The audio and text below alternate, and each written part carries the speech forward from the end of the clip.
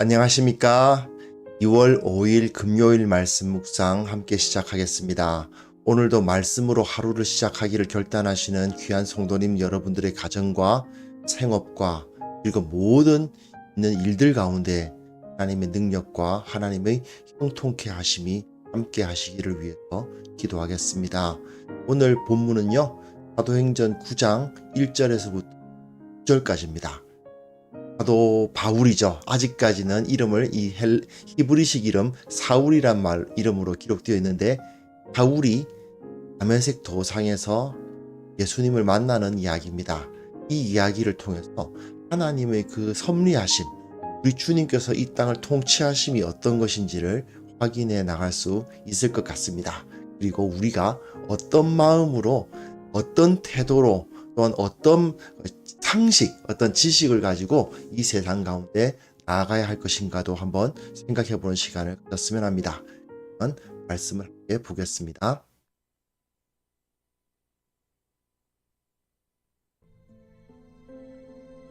사울이 주의 제자들에 대하여 여전히 위협과 살기가 등등하여 대제사장에게 가서 다메섹 여러 회당에 가져갈 공문을 청하니, 이는 만일 그 도를 따르는 사람을 만나면 남녀를 막론하고 결박하여 예루살렘으로 잡아오려 함이라. 사울이 길을 가다가 다메섹에 가까이 이르더니 호련히 하늘로부터 빛이 그를 둘러 비추는지라.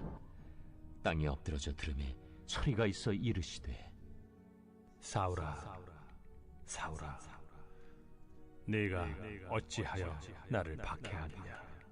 주여, 누구시니까? 나는 네가 박해하는 예수라. 너는 일어나 시내로 들어가라. 네가 행할 것을 네게 이룰 자가 있느니라. 같이 가던 사람들은 소리만 듣고 아무도 보지 못하여 말을 못하고 서 있더라. 사울이 땅에서 일어나 눈은 떴으나 아무것도 보지 못하고 사람의 손에 끌려 다메섹으로 들어가서 사흘 동안 보지 못하고 먹지도 마시지도 아니하니라.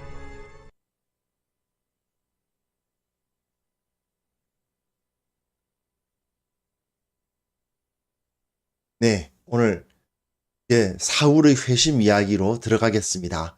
9장 1절부터 30절까지가 사울이 어떻게 회심했는가를 다루는 부분이죠. 그리고 사울의 회심 부분은 많이들 알고 계십니다만은 이 다메섹 도상에서 주님을 만나는 이 이야기와, 그리고 아나니아를 만나서 회심하는 이야기, 그리고 다메섹에서 복음을 전하는 이야기, 그리고 예루살렘에서 복음을 전하는 이야기로 나뉘거든요. 보면 1절부터 9절까지, 19절 앞부분까지예요. 19절 앞부분까지는 예수님을 만나는데 어디서 만나느냐? 다메섹 도상, 그리고 아나니아를 통해서 두 계기를 통해서 만나고, 또 복음을 전하고 거부당하는 일이 벌어지는데, 이 복음을 전하는 것과 거부를 당하는 경험을 똑같이 하게 됩니다. 이것이 다메섹에서 그렇게 되고, 그리고 예루살렘에서 그렇게 되죠.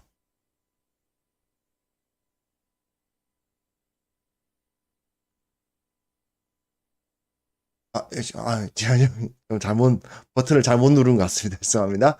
예. 이렇게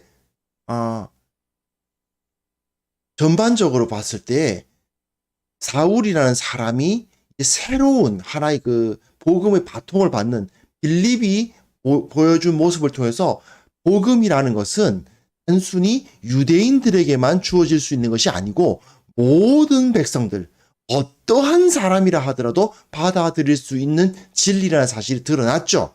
이제 그러면 이 사울이 그 복음의 바통을 받아서 온 세계에 나가서 복음을 증거하는 역사를 이루게 될 것을 여기서 미리 보여준다고 생각하시면 될 것 같습니다. 자, 미리 우리가 한번 생각해 볼 것이 뭐냐 하면요, 이 가말리엘의 권고예요. 가말리엘이 뭐라고 권고했냐 하면요, 그러니까 사도들을 잡아서 죽이려고 하는데 가말리엘이라는 사람이 일어나서 이런 말을 했었습니다. 혹시 기억을 하시는 분들도 있으실 수 있는데요. 이스라엘 사람들아 조심해라 그랬단 말이에요. 조심하면서 앞에서 드다란 사람이라든지 또는 이제 여기 갈릴리 유다라는 사람이라든지 이런 사람들이 일어나서 백성들을 깨워가지고 막 일을 했지만 서서히 없어졌다. 그렇기 때문에 이런 사람들을 상관하지 말고 내버려 두라고 그랬었어요. 사실 가말리엘이 사울의 스승님 아니겠습니까? 유대인이고 예수님을 받아들이지 않은 사람이긴 하지만 사실은 그 유대인 진영 중에서는 상당히 탁월한 똑똑한 사람이라는 거죠. 제대로 본 겁니다. 이거 건드리면 안 된다. 건드리면 벌집을 쑤셔 놓은 것과 같이 되어가지고 오히려 더 퍼져나갈 수도 있다는 생각을 했을 것 같습니다. 그러니까 가만 놔둬라. 이 사상과 소행이 사람으로부터 났으면 무너질 거다. 그죠? 하나님께로부터 났으면 막을 수도 없지 않냐. 그러니까 건드리지 말고 가만히 냅두는 것이 좋다. 이게 5장 마지막 부분이었어요. 그런데 6장에서 어떤 일이 벌어집니까? 7 집사가 세워져요. 그리고 7 집사가 세워진 중에서 스데반이 여기 사람들이 아니고 이 가말리엘은 산헤드린 공의회에서 이 유대 히브리파 산헤드린 공의회에서 이런 이야기를 한 사람인데 스데반은 헬라파들 사이에서 논쟁을 하다가 스데반이 그만 그 산헤드린 공의회까지 끌려오고 산헤드린 공의회에서 스데반이 담대하게 이야기를 해버리니까 이들이 그냥 그냥 화가 막 치밀어 가지고 끌고 나와서 죽였단 말이죠. 자, 스데반을 죽이게 되니까 원래 그러려고 하지 않았어요. 가말리엘이 거기 있었는지 없었는지 모르겠지만 가말리엘은 이 사람들 가만 놔둬야 된다고 했었는데 그리고 사실은 이것이 똑똑한 방법이었죠. 이 반기독교 세력의 입장에서 말해요. 교회를 반대하는 유대인들 입장에서는 그냥 가만히 놔두는 것이 가장 좋은 방식이었는데 그러나 하나님의 섭리 안에서 이들은 교회를 놔둘 수가 없게 되고 말았습니다. 결국 벌집을 건드린 꼴이 되고 말았어요. 결국은 그 예루살렘 그 교회가 핍박을 받으니까 온 곳으로 다 흩어져 가지고 각 곳에서 복음이 전파되었다는 것을 알 수가 있습니다. 그게 바로 빌립의 역사에서 나타났죠. 하지만 빌립은 어디까지나 그 수많은 사람들 중에 한 명일 뿐입니다. 예루살렘 교회에 모여 있었던 모든 그리스도인들이 그 온 땅에 퍼져가지고 교회를 세우고 예수 그리스도를 섬기는 일이 벌어지고 있었던 거예요. 이걸 우리는 살펴보아 이것을 기억을 하면서 이제 오늘 본문을 보셨으면 좋겠습니다. 자, 사울이 주의 제자들에 대하여 여전히 위협과 살기가 등등합니다. 자, 이 녀석들을 놔둘 수 없다. 이래가지고 대제사장에게 가가지고요. 다메섹 여러 회당에 가져갈 공문을 청하니 이는 만일 그 도를 따르는 사람을 만나면 그 도는 예수님 믿는 사람들을 말하는 거죠. 남녀를 막론하고 결박하여 예루살렘으로 잡아오려고 다메섹으로 가겠다. 이렇게 된 겁니다. 그런데 문제는 말입니다. 다메섹이 어디냐는 겁니다. 다메섹이. 이 작은 화면으로 보시는 분들은 잘 안 보이실 수도 있겠는데요. 여기가 예루살렘입니다. 여기가 다메섹이에요. 빌립은요. 여기서 왔다 갔다 했어요. 여기서 그냥 왔다 갔다 했어요. 여간에서 빌립은 여간에서 왔다 갔다 했는데 근데 빌립이 사역한 이 지역뿐만 아니라 지금 어떤 상황이 벌어졌다는 겁니까? 여기까지 복음이 전파된 겁니다. 예루살렘 지역에 모여 있었던 그 복음이 여기까지 갔어요. 물론 현대인들이 보기에는 그렇게 먼 거리는 아닙니다. 직선 거리로 한 240km. 도보로는 제가 이거 구글 맵으로 찾아서 현대의 여기를 걸어간다면 얼마 정도 어떤 길로 걸어가야 되나 봤더니 한 거의 그 287km. 59시간, 뭐 60시간 소요된대요. 60시간 소요된다면은 그래도 중간에 쉬기도 하고 밥도 먹어야 되고 잠도 자야 되니까 네. 뭐 일주일 걸리겠는데요?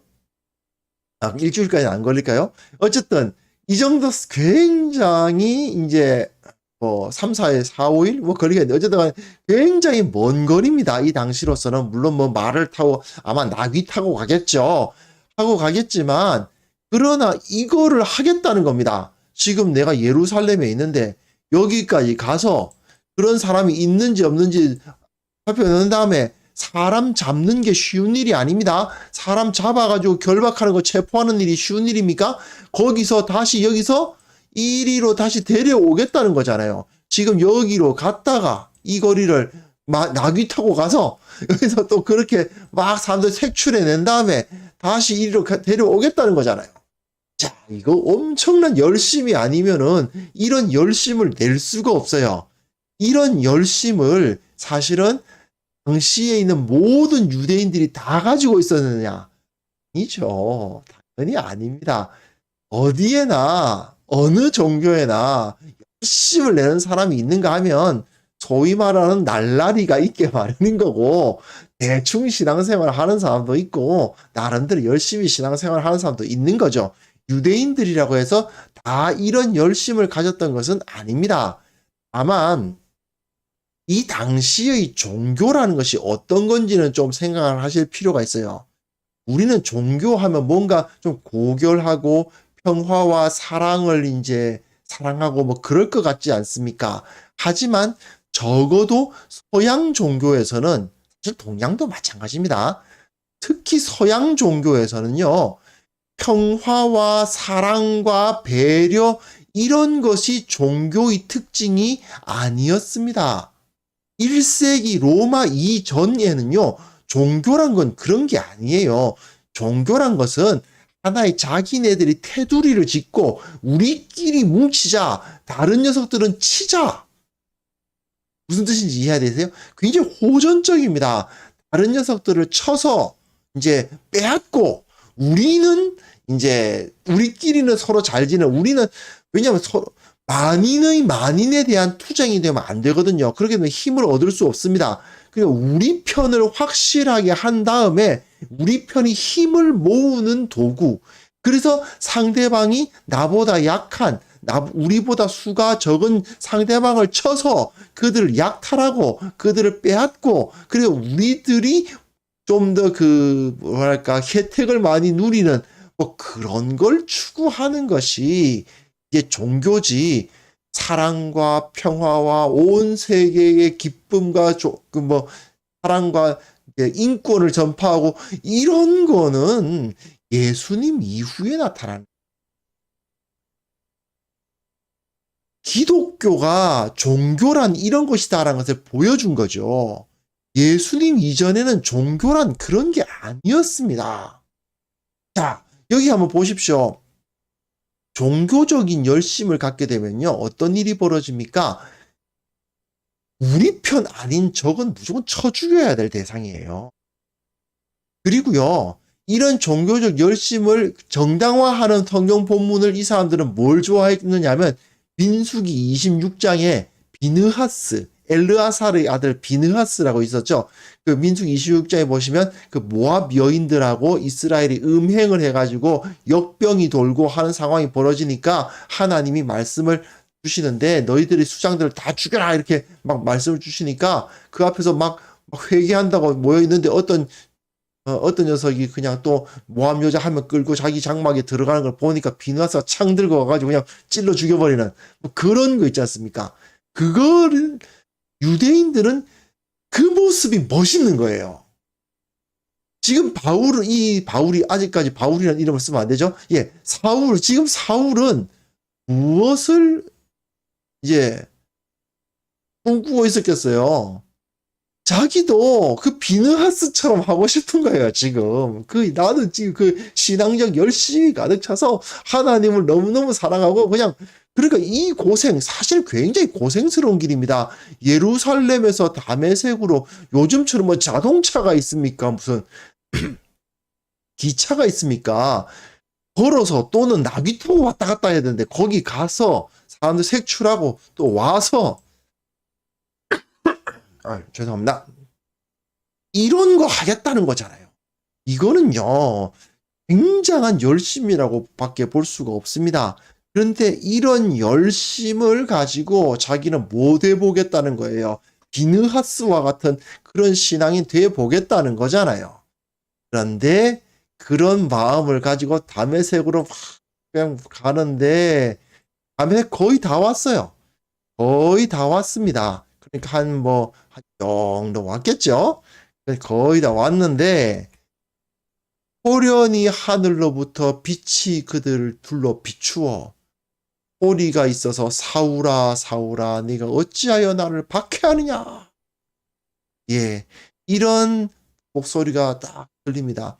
사울아 사울아 네가 어찌하여 나를 박해하느냐라는 말씀을 드리니까 그 앞에서 누구십니까? 이렇게 되죠. 네가 박해하는 예수다. 네. 예수를 박해하려고 다메섹까지 쫓아갈 정도로 열심을 내서 박해하려고 하는데 그 예수님이 다메섹 도상에서 자기를 만나 주십니다. 어떻게 됩니까? 네, 아시죠? 꼬꾸라져 가지고 땅에 엎드러졌습니다. 땅에 엎드러져 가지고요. 예, 꼼짝 못하고 그 앞에서 벌벌 떨어야 되는 상황이 된 겁니다. 같이 가던 사람들은 소리만 듣고 아무도 보지 못하여 말을 못하고 서 있더라 되어 있는데 이 소리를 소리만 들었다라는 말이 정말 사울아 사울아 내가 어찌하여 나를 박해하느냐 나는 네가 박해하는 예수라 이 음성을 그대로 들었다는 것인지 아니면 천둥과 같은 그런 소리를 들었다는 것인지 그건 알 수가 없습니다. 하지만 중요한 것은 모두가 말을 못하고 서 있었어요. 지금 사울은 이 사람들을 이끌고 가는 장군입니다. 그렇지 않습니까? 사울이 이 사람 다메섹에 들어가 가지고 거기에 있는 유대인들을 체포하려면 자기 혼자 할 수는 없잖아요.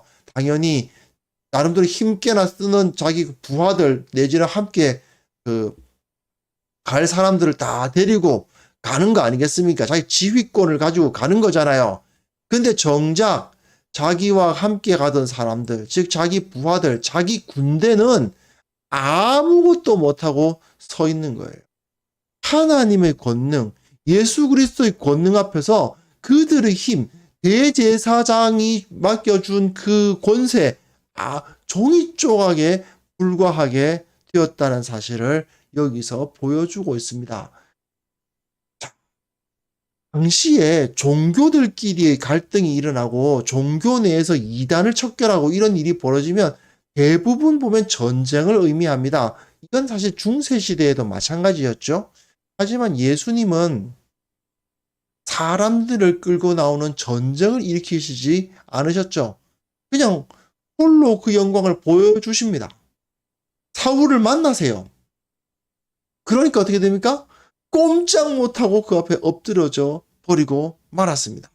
그의 모든 열심은 비느하스와 같은 그러한 열심을 가져보겠노라고 하나님을 사랑하고 하나님의 그 나라를 위해서 이제 자기 그 유대 공동체를 위해서 내가 한번 일익을 담당해 보겠노라고 열심을 냈지만 그게 전부 엉터리가 되었다는 것을 여기서 금방 알 수가 있죠. 그리고 그가 의지했던 대제사장의 권세, 아무것도 아니었습니다. 사실 대제사장이 권세를 가질 수가 없어요.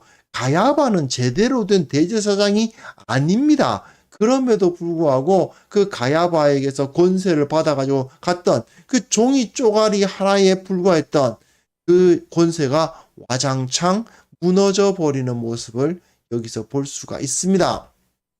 그러니까 사울이 땅에서 일어났어요. 눈은 떴으나 아무것도 보지 못해요. 사람의 손에 끌려서 다메섹으로 들어가서 사흘 동안 보지 못하고 먹지도 마시지도 아니하니라 되어 있습니다. 이것은 이 3일이라는 것 무언가 생각나시는 게 있으십니까? 예수님께서 무덤에 계셨던 기간이에요. 바로 이 사람도 지금 예수님처럼 죽음을 경험하는 겁니다. 눈을 떴지만 아무것도 보지 못하고 볼 수 없고 먹지도 마시지도 않는 그야말로 시체나 다름없는 그러한 상황에 이 사람이 빠졌다는 것을 보여줍니다. 하지만 이 사람이 아나니아에 의해서 부활하겠죠. 다시 일어날 것입니다.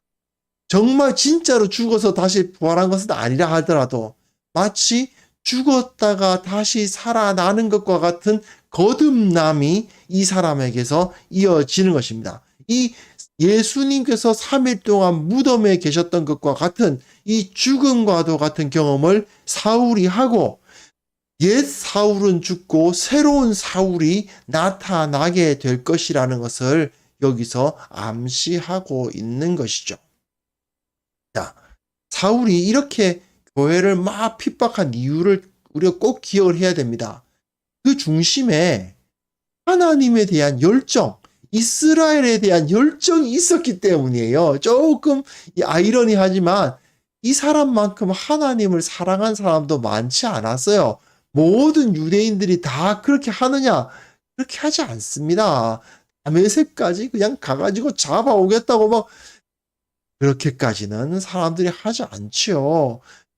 그러니 나름대로는 그 마음속에 말씀을 알고자 했고 하나님을 섬기고자 했고 이스라엘을 세우고자 했고 그런 마음을 다 가지고 있었던 것은 분명합니다.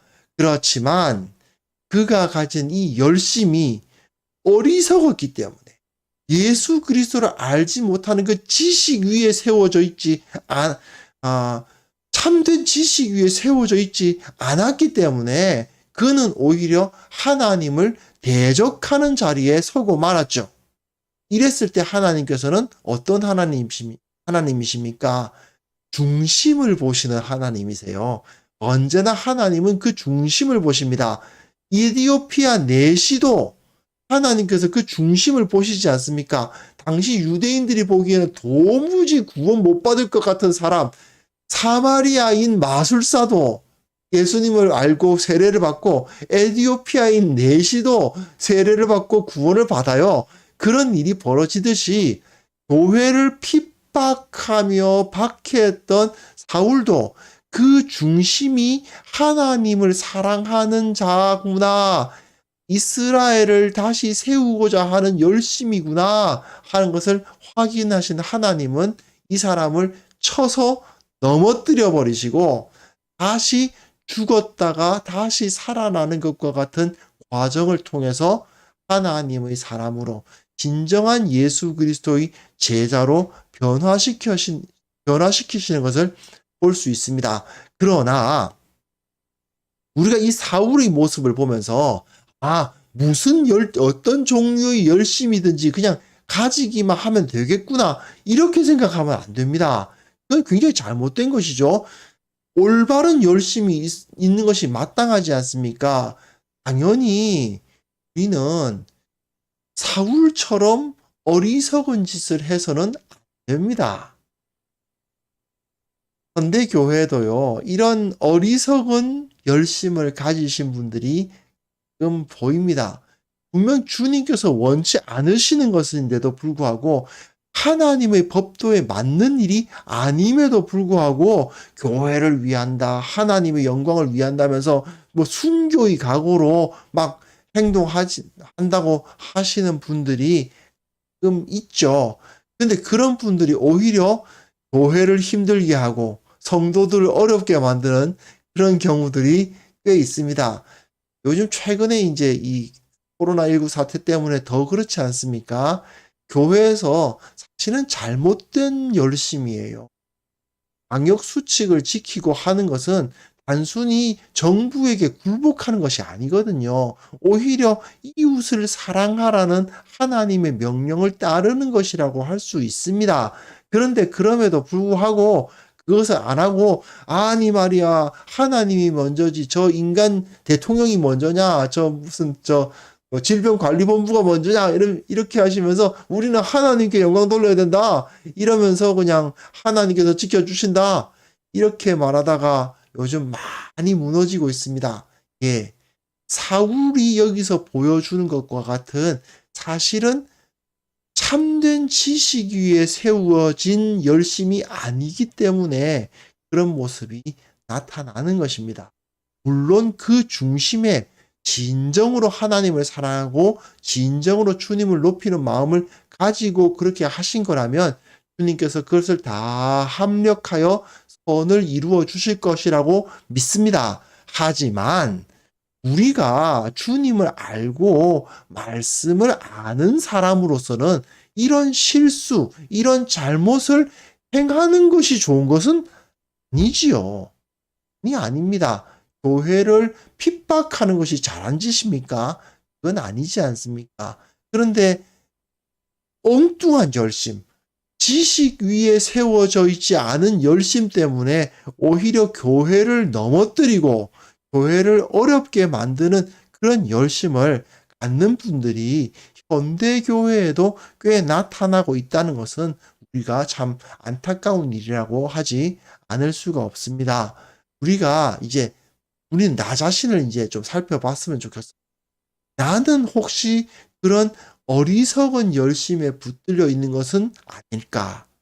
말씀을 붙들고 말씀의 진리 위에 서야 되는데 그렇지 않고 그냥 나의 열성에 붙잡혀가지고 다른 사람들은 왜 나 같은 열성이 없냐면서 나는 예수 잘 믿는 사람, 저 사람들은 전부 날라리 뭐 이런 식으로 막 정죄하시는 분도 계시고요. 어떤 분들은 막 나는 거의 뭐 일주일에 빠짐없이 매일 교회 다 나오는 정도인데 다른 사람들은 겨우 주일에 하루밖에 안 나온다고 막 뭐라고 하시는 분도 계시고요. 나는 매일매일 기도를 몇 시간씩 하는데 당신네들은 왜 기도를 하지 않느냐 뭐 이렇게 말씀하시는 분도 계죠. 뭐 별의별 여러 가지 종류의 사실은 참된 지식 위에 세워져 있지 않은 열심을 보이시는 분들이 계세요. 그런데 사실 그것이 모두 다 오히려 교회를 어렵게 만드는 것이라는 것을 우리는 알 필요가 있습니다. 사울이 나름대로는 열정적으로 했습니다. 하지만 나름대로 하나님 사랑한다고 한 거예요. 하지만 그것이 오히려 참된 진리를 무너뜨리는 짓이었다는 것을 보면서 우리는 지식 위에 서야 되겠구나. 진리 위에 서야 되겠구나. 그렇지 않으면 오히려 주님을 해하고 교회를 무너뜨리는 짓을 하게 될 수도 있겠구나. 그런 이 사실을 깨달으시고 자신을 돌아보고 진리 위에 서기를 위해서 기도하고 노력하는 성도님들 되셨으면 좋겠습니다. 이 시간 이 기도 제목 가지고 함께 기도했으면 좋겠습니다.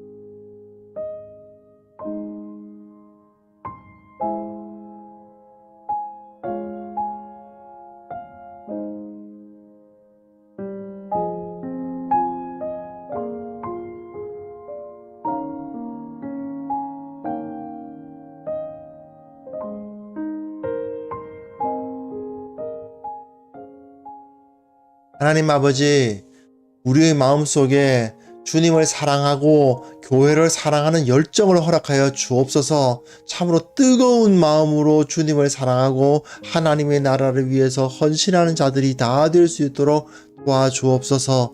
그러나 그것이 진리의 말씀 위에 세워져 있기를 원합니다. 지혜롭게 참으로 이 교회를 섬겨 나갈 수 있는 자들 되기를 원합니다.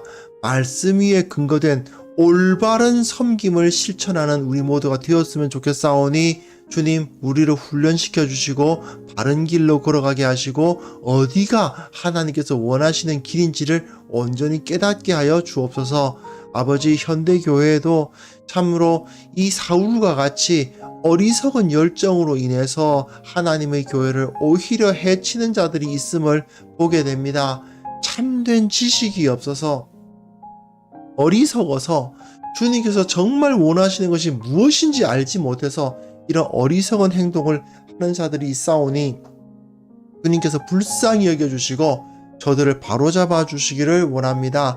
주님, 모든 것을 합력하여 선을 이루시는 주님을 믿습니다마는 참으로 우리들이 주님의 뜻에 올바르지 않은 어리석은 선택을 하지 않도록 주님께서 도와주시옵소서. 아버지, 교회가 주님 앞에서 정결해져야 되겠습니다. 세상 사람들로부터 조롱당하는 공동체가 되지 않아야 되겠습니다. 주님, 이 세상 가운데 참된 빛을 던지고 참으로 삶의 모범으로서 우뚝 서는 교회가 되어야만 하겠사오니 주님께서 주의 권능을 허락하여 주시옵소서. 주님께서 주님의 능력을 나타내어 주시옵소서. 주님을 인정하지 아니하고 참으로 주님을 믿지 않는 자들이 주님의 영광을 보고 그 앞에서 사울이 엎드러졌던 것처럼 주님의 영광 앞에서 엎드러지며 주님을 섬기게 되는 그런 역사들도 일으켜 주시옵소서.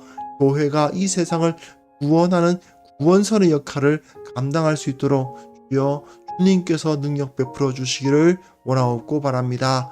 아버지, 오늘 하루도 주님께서 지켜주시기를 원합니다.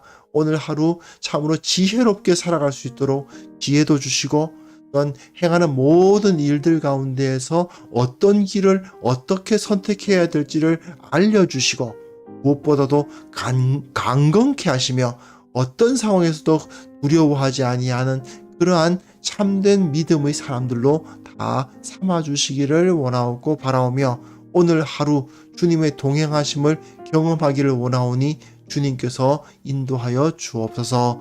예수 그리스도의 이름으로 기도합니다. 아멘.